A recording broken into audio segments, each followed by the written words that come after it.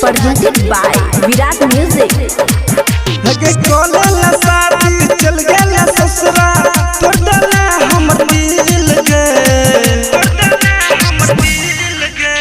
college शादी चल गया ससुरा तोड़ डाला हमर दिल गे कॉलेज शादी चल गया ससुरा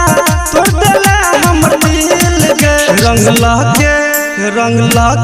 ए बकीन के डालबो हम तोरा बहिन के रंग लाके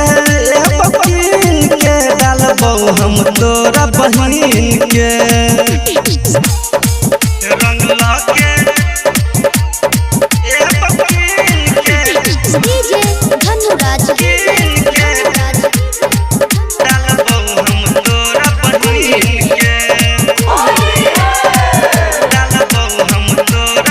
रंग देव छौरी तोहर दोनों बैलून गे मस्ती में कटतौ तोहर होली के दिन गे रंग देव छौरी तोहर दोनों बैलून गे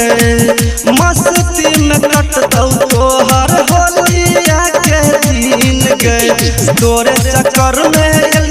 छौरी हम होली दिन के रंग लाके ए बकीन के डालबो हम तोरा बहिन के रंग लाके ए बकीन के डालबो हम तोरा बहिन के रंग लाके ए बकीन के डीजे धनुराज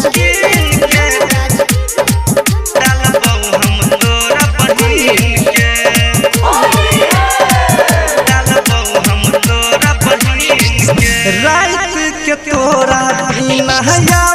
नहीं छै नींद गे केना के कटतै अइबर होली के दिन गे रात के आबै नहीं छै तोरा बिना नींद गे